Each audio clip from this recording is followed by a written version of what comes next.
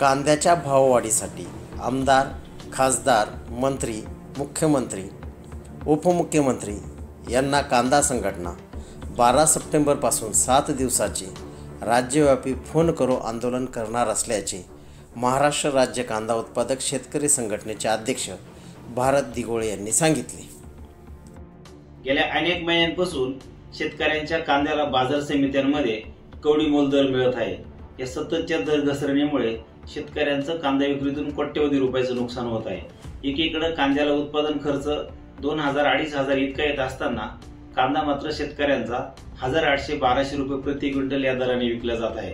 केंद्रातील सरकार असेल, राज्यातील सरकार असेल, शेतकऱ्यांच्या कांद्याच्या दराच्या या प्रश्नावर कुठल्याही प्रकारे उपाययोजना करत नाही। त्यामुळे शेतकऱ्यांमध्ये प्रचंड संतापाची भावना आहे। याच पार्श्वभूमीवर महाराष्ट्र राज्य कांदा उत्पादक शेतकरी संघटनेच्या माध्यमातून येत्या शुक्रवारपासून 12 सप्टेंबर रोजी कांद्याच्या उत्पादकांनी राज्यातील आमदार, खासदार, मंत्री, केंद्रीय मंत्री यांना फोन करो आंदोलन या माध्यमातून फोन करायचे आहे आणि जाब विचारायचा आहे की आमच्या कांद्याचे दर केव्हा वाढणार आणि कांद्याचे दर वाढण्यासाठी आमदार, खासदार, मंत्री, मुख्यमंत्री, उपमुख्यमंत्री, केंद्रीय मंत्री नेमका काय प्रयत्न करत आहे आणि काय प्रयत्न करणार आहे। या माध्यमातून या फोन आंदोलनाच्या माध्यमातून या संबंधित लोकप्रतिनिधींना जाब विचारला जाणार आहे। हे आंदोलन शुक्रवार 12 सप्टेंबर पासून पुढील 7 दिवस केले जाणार आहे। राज्यातील हजारो शेतकरी या माध्यमातून या संबंधित लोकप्रतिनिधींना फोन करून जाब विचारतील। हे सलग 7 दिवस चालणार ऐतिहासिक आंदोलन याच्यामध्ये महाराष्ट्रातील कांदा उत्पादक मोठ्या संख्येने सहभाग घेणार आहे।